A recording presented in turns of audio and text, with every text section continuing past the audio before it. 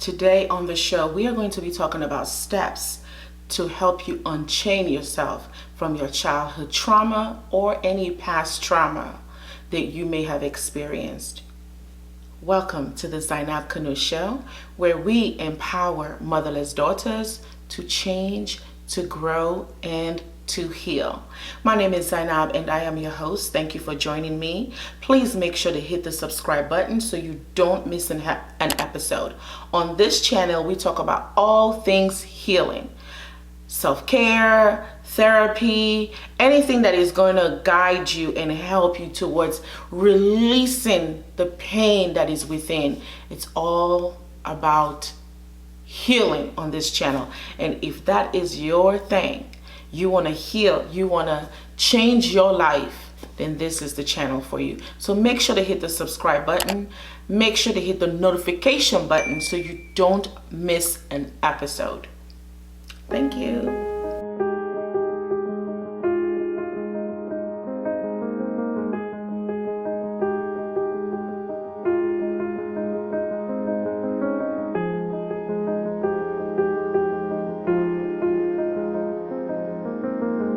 So what is trauma? Trauma is a deeply disturbing or distressing experience, something that affects your equilibrium. It disturbs your equilibrium and affects your mental steadiness or your mental readiness. So an example of a traumatic experience, let's say for a child, would be living in a home with a drug addicted mother or a drug addicted father, like a drug addict. That is a traumatic experience. Let's say, for instance, the child comes home from school and they found their mother passed out from a drug overdose. That is a traumatic experience because that not only has the child been experiencing episodes of trauma when they have to see their parent being under the influence, now they have to witness their mother cold dead, just in a state of no response. That is a traumatic experience for a child. Another traumatic experience could be when your partner cheats on you. That is a traumatic experience. Or when you as a child, you get beaten up, like you get what they call it, whip, you get disciplined extensively. That is a traumatic experience. So there are different types of trauma. It can be a child going through a divorce. A child experiencing their parents go through a divorce is traumatic. So there is no such thing. Anything that affects your equilibrium, anything that disturbs your peace is traumatic. Anything. So don't minimize your traumatic experiences as, like they're nothing. So you have a single episode, like an isolated episode of traumatic experience, like someone being raped. That's a traumatic experience. That could be an isolated episode. Now you can have a repeated molestation in the home. That is repeated trauma. And what happens with the repeated trauma is that it almost becomes normal. And that is dangerous. When you are experiencing repeated trauma, however you normalize it or the people around you normalize the trauma. Again, for instance, would be someone being sexually molested in the home. Like for me, it wasn't in the home. For me, it was more so strangers. So it's like an isolated episode, but with different people. So then it becomes normal. So as I was growing up as a kid, I kind of normalized that. I kind of normalized sex. Ugh, weird, right? Because it happened to me so much that I didn't think something was wrong with it. I knew I felt disgusted within me. I felt disgusted in me. But my brain sort of kind of like accepted it and normalized it. So when something is done to you over and over and over again, and no one is either acknowledging or recognizing that, hey, wait a minute, this person is, this thing that's happening to this person is not normal, and you're a kid, no one stands up for you, you just think it's normal.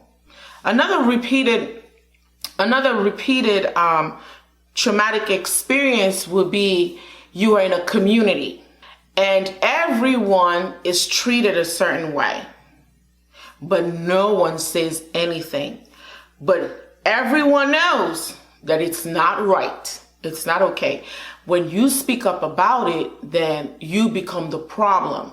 But yet everybody is around you. They have normalized the trauma. They have made it like a norm. Like, let's say, for instance, let's say you're married to a family, right?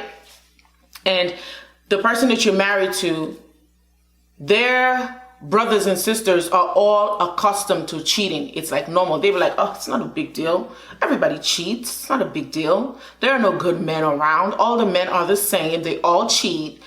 But it doesn't feel right for you. But the same for the other women. It doesn't feel right for them. But you speak up about it, you're the problem. Because it's like, everybody cheats. So what's the big deal? Why are you mad about it? But even though that experience of you being cheated on was traumatic, you can't really speak on it. Now you have to dismiss and minimize your trauma. So there is danger in normalizing trauma. Because what happens when you normalize trauma is that sooner or later the person is going to blow up. Especially someone that recognizes it in them. Because what happens when you normalize trauma is that people tend to pick up bad coping mechanism. You see a lot of women in my culture that have become accustomed to infidelity, that have become accustomed with their spouse not being loyal. They look amazing, they look great, but when you interact with them, you experience their bitterness, you experience their anger, because even though they have normalized it, right? They've normalized the experience, but because it's still traumatic, and trauma cannot be dismissed or minimized, because if you do that, it shows up in another form. And for these women, what happens is it shows up in bitterness, in angriness, in evil behaviors. I hope that makes sense for you. So comment below and let me know, what traumatic experience have you or your family or your community normalized? What did they normalize? And what don't you agree with? What behaviors don't you agree with? What is your definition of trauma? I want to know. What are your thoughts when it comes to trauma? Why do you need to unchain yourself from your past trauma? Why? Because one, trauma creates drama. And that could be drama within you. You have drama with yourself, drama with others, dramas with family members. So a drama within yourself will be conflicts, that double-mindedness. That double-mindedness is drama. All day, every day, replaying in your head. You going against yourself and trying to figure out, should I choose me? It's a lot of drama. Because when you have trauma, you don't even know how to choose you. You don't even know how to support you. And when you don't know how to do those things, that is going to create drama within yourself. And then it's going to spill over to other people, such as family and friends. So trauma creates a lot of drama. When you are chained to your past trauma, you miss out on a lot of opportunities. And the reason why you miss out on a lot of opportunities is because you don't have mental clarity. You don't know what to choose when it comes to what's going to be beneficial for you, because you have that trauma attached to you that just weighs you down. Not only does trauma weighs you down, it cripples you and gives you mental paralysis. It mentally paralyzes you. So here you are, mentally paralyzed, Not being able to make a decision that's going to be beneficial for you, that's going to support your well-being, because you have that mental fog. That is number 2 on why you should unchain yourself from trauma. Number 3, why you should unchain yourself from your past trauma experiences is that it can make you crazy and paranoid. When you have unhealed trauma and you go around, you just start feeling like you start assuming everyone is bad. You start assuming even the littlest thing someone does to you, you go from 0 to 100. You start becoming paranoid about people. Your thought process runs wild, but not in a positive way, but in a negative way. Oh, so that is number 3, why you should unchain yourself to your past trauma. Number 4 is you lack courage. And now we all know you need courage to be successful. In order for you to be successful, honey, you cannot have success without courage. That bravery, that boldness, you need that. You need that. And trauma takes that away from you. Again, it cripples you physically. It paralyzes you mentally. Where are you going to find courage to take the step? Where are you going to be able to believe in yourself when you have all these wounds that are leaking? When you have all these wounds that are leaking, how are you going to be able to believe in yourself and move forward and be something and do something if you are still hurting? It's hard. Unhealed trauma increases the chances of you becoming a drug addict, a criminal, an alcoholic, a food addict, or anorexic or bulimic. What happens is when a person has experienced trauma and now after experiencing the trauma, that was in a state of where they had no control. So for people that experience bulimia and anorexia, they want to control something. And food is one thing that they can control. This is how people become anorexic or bulimic. A drug addict wants to just forget the trauma that they experienced. An alcoholic wants to forget the trauma that they have experienced. A criminal is just angry and feels like they need to do something about what was done to them. You know, I was just watching the story of the Unabomber today and just seeing how rejection impacted him. He was rejected and from that, he wanted to hurt and kill people. And it was just crazy to me. You know, someone rejects you and you just feel like it's the end of the world. Like it makes no sense to me. But guess what? Once upon a time, it made sense to me not to hurt people. Nope, I never, ever wanted to hurt anybody in my life, ever. May God never allow such a thing. However, was I angry at people? I was mad. Did I wish them bad? Yes. Yes, that's not a good thought. You don't want to be going around wishing people bad. Like, that's not nice. That's not kind, you know? So, but what happens is when I will experience rejection, I will be so hurt and it would take me to a space of like, I hate them, you know? And that's not okay. You know, that's not okay to be walking around hating people. Hate is very deadly to the person that is carrying the hatred, not to the person that they're hating. It's very deadly for you if you're carrying hatred. So comment below and let me know if you have experienced rejection, whether it's from a family member or a friend, and what was your response to it? How did you feel when you were rejected? Those are the 6 reasons of why you should unchain yourself from your past trauma. Now that we have talked about why you should unchain yourself from your past trauma, I want to talk to you about the steps for you to unchain yourself from your past trauma. So, but first, if you have not subscribed, I want you to make sure to hit the subscribe button so you don't miss an episode.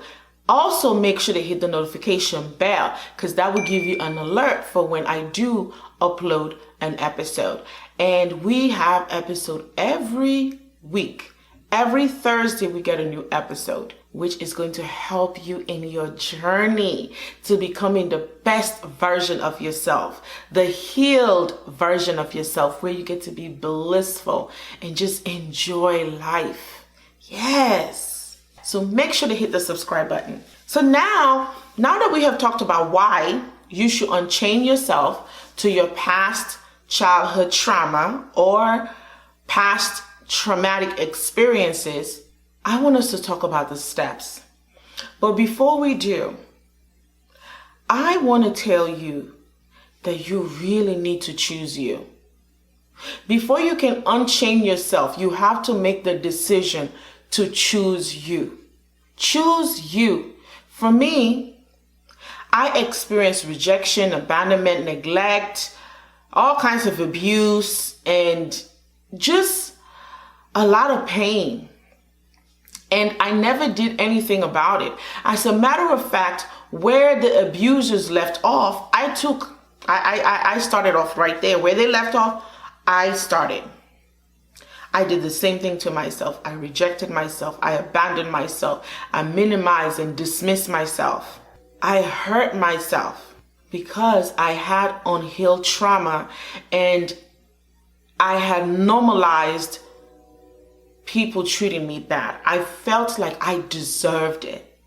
So when they stopped, I began inflicting the same things that they were doing to me.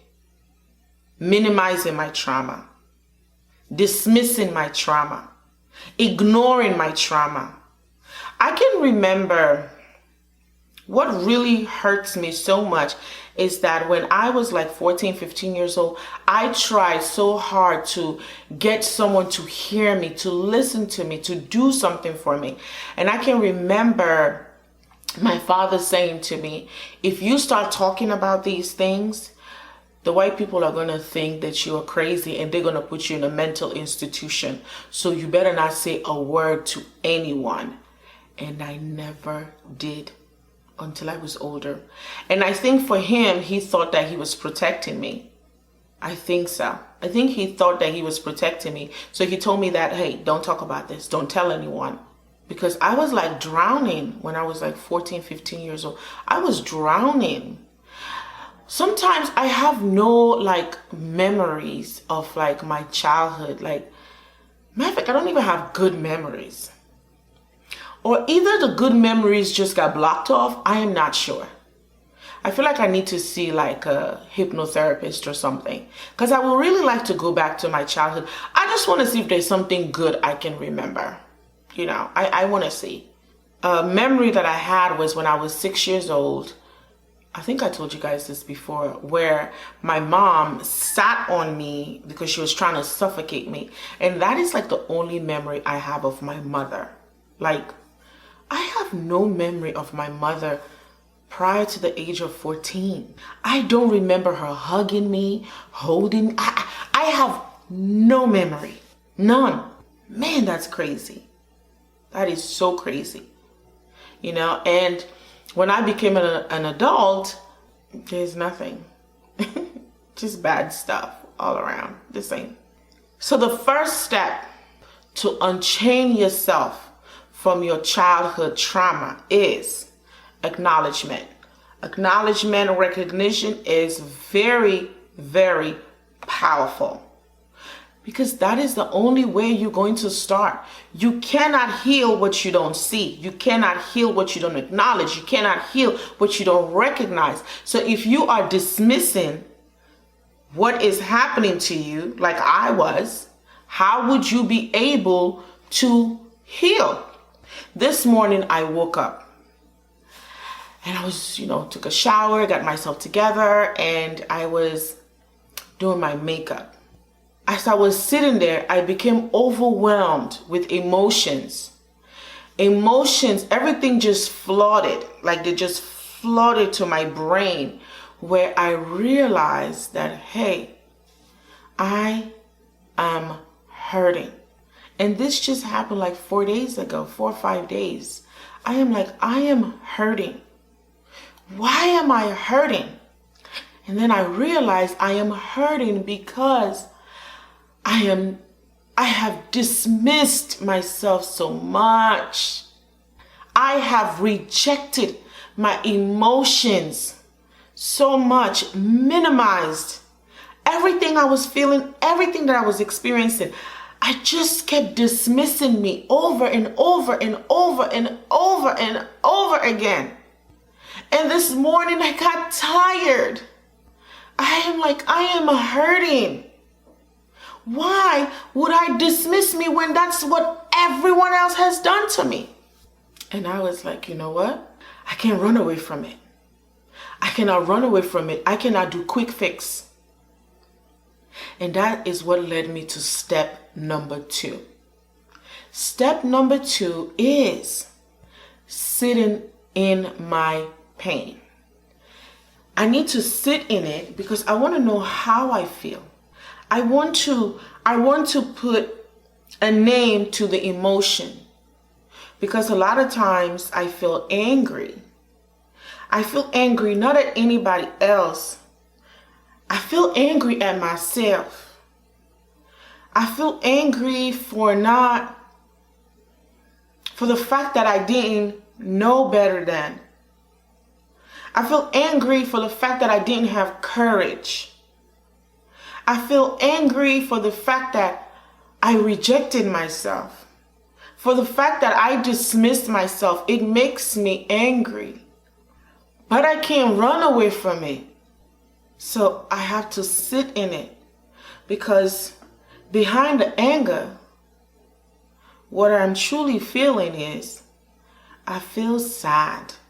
I feel sad that I wasn't protected. I feel sad that no one in my life, my parents, protected me. Not my mom, not my dad. And I feel sad that I didn't have the support system that I deserved as a young lady. I feel sad for the fact that as a young lady, I did not have the guidance.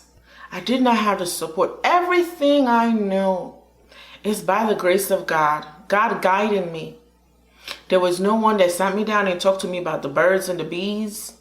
There was no one that just took my hand as a young lady to teach me what it is and what it means to be a young lady. How to carry myself as a young lady. How to comport myself as a young lady. I had none of that. And I feel sad for that young lady that she was all alone. Like, I was all alone figuring this stuff out. And I made so many mistakes that I am paying for heavily. Mistakes that I am paying for till this day. And that hurts me. So I feel sad. I feel hurt. My soul cries. So from sitting in it, these are all the emotions that I feel, all the feelings that I have. And now what I have to do is step 3. And that is, I have to contact a professional. I have to contact a professional to guide me in releasing myself, to guide me in to unchain myself from the past trauma. I no longer have mommy issues, thank God. But as soon as I was done with my mommy issues problem, now I have my childhood sexual problems that I literally have to address now in my 30s. And then all the experiences I had in my marriage, I have to experience, I have to deal with that now. And I have dismissed, minimized, ignored. And I thought because I have healed from mommy issues, that was it. That was all I needed to do and my life would be perfect. But here I am, unknowingly, all these emotions, they just overwhelmed me. All these memories. They overwhelm me. All these rejections I have experienced, they have overwhelmed me.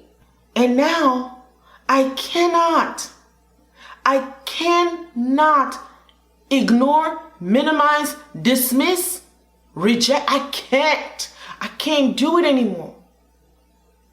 So I was good because I healed one aspect of my life, thinking that the pie will be whole. But how can you say a pie is whole when there's a piece that's missing? Impossible. If there's a piece that is missing, then the pie is no longer whole. So in order for me to get to heal and be whole, I have to address not just one trauma, but all of them. And that sucks. I don't feel like doing it, but I have to do it. I have to do it so that I can be whole again. Really be whole for the first time. Because the truth of the matter is, when I dealt with my mommy issues, and I was so happy, I was in a good space, I felt a glimpse of whole, a glimpse of hope. Do you understand? And then now, the other traumas are like, wait a minute, you got to take care of us too. So I got to go back and take care of that young girl. I got to go back and take care of that young lady. Man, changing your life and healing yourself is no joke. It is a full-time job. A full-time job. Because now I have to make sure I'm aware. I'm aware of everything.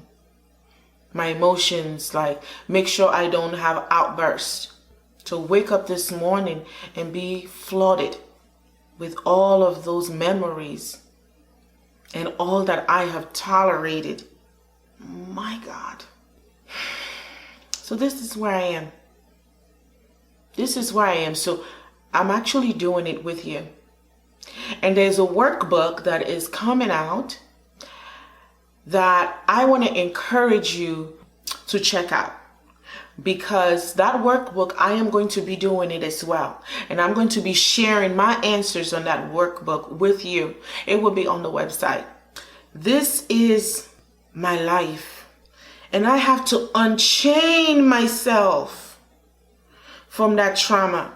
And the only way I can unchain myself is to heal. I gotta, the key is healing. I gotta pull me out. I gotta get me out of that cage so I don't destroy my life. So I don't pick up unhealthy coping mechanisms, such as drugs, such as alcohol, such as not eating or overeating. I don't want to lack courage, because you need courage to be successful as a person. So I am doing this, I promise you, while I am afraid. I am scared, but I have to do it anyway, because the thought of not doing it is more painful. So I have to sit down once and for all, do it, face it, so that I don't have to deal with it again, or deal with it in an uncontrolled setting. So right now, because I am choosing to address my trauma, to unchain myself from it, this is beneficial for me because I'm doing it in a controlled setting. I am aware, I am choosing. But an uncontrolled setting is when you get triggered, you don't see the trigger coming. Now you have to deal with it, you have to face it. That's what I had on Saturday. I was triggered. I wanted to bawl. Like I had myself in a fetal position because it was so much on Saturday. It was so much for me, emotionally, mentally. So 1 is acknowledgement. 1 is acknowledgement. 2 is sitting in your pain. 3 is seeking out resources. And 4, number 4, is for you to be open to the process. You have to surrender yourself and be open to the process to heal. It is painful. Yes. Yes. It is painful. I wish I can tell you that it's not, but I will be lying to you. It is painful. Choosing you when you are not accustomed to it is painful. The first time I chose myself, it felt weird. I felt out of place. I felt like I was doing something wrong. I felt like I was being selfish. But when I did it with my mother, that was the best thing I did for me. And now I have to do it again because of another set of trauma. I know it will be the best thing. Because when I did it, when I was dealing with my mother, when I chose me, I loved the feeling. I had a lot of peace. Till this day, I have so much peace in that area. But the first time you do it feels very weird. You know, I don't believe in that selfless behavior where you selfless. Let's look that up. Selfless. What exactly is selfless? I cannot stand that word. Like, who made that word? Selfless. If I'm running on empty, how can I be beneficial for the other party? And so many people are running on empty, thinking that being selfless is amazing. Being selfless means, this is Google, means that you are concerned more about other people's needs and wishes than your own. Selfless means unselfish, means that you prioritize other people. Now, if you do not prioritize you, who is going to prioritize you? Remember, we teach people how to treat us. I teach you how to treat me. I treat friends how to treat me. I teach people how to treat me. So if I am selfless all the time, who is going to fill my cup? Who is going to fill my cup? No one. Because human beings, we just want to take as much as we can and drain the other person. So selfless is not a good thing. So remember, be open to the process. Surrender yourself to the process. The next step is staying committed. Again, because it is hard. You have to stay committed. You have to stay committed to you. Everyone is, you have experienced a lot of unfaithfulness, betrayal. Don't treat you like how others treat you. Now you are agreeing with them. You don't want to do that. You don't want to agree with your abusers to say you didn't deserve anything good. Because when you treat yourself in a harmful way, you neglect you become selfless, and you don't take care of you, you're sending the message that you don't matter. You do not matter. So the best message that you can send is for you to stay committed, consistent, and continue your healing. That is the best message you can send. So those are the steps. Step number 1 is acknowledgement. Number 2, sit in your pain. Number 3, seek professional help. Number 4, be open to the process. Be open and surrender to the process. And number 5, stay committed to you. Stay committed to you. Stay committed to your journey. Stay committed to your healing because you deserve it. I hope this has helped you. Please comment below. What steps are you taking? What steps have you taken? How is your journey going? I want to know how you are doing. But make sure to subscribe so you do not miss an episode. Hit the notification bell so you don't miss an episode. And on this channel, again, we talk about healing. We talk about growth, working from the inside out so that you can access your power and access the blissful life that is right in front of you.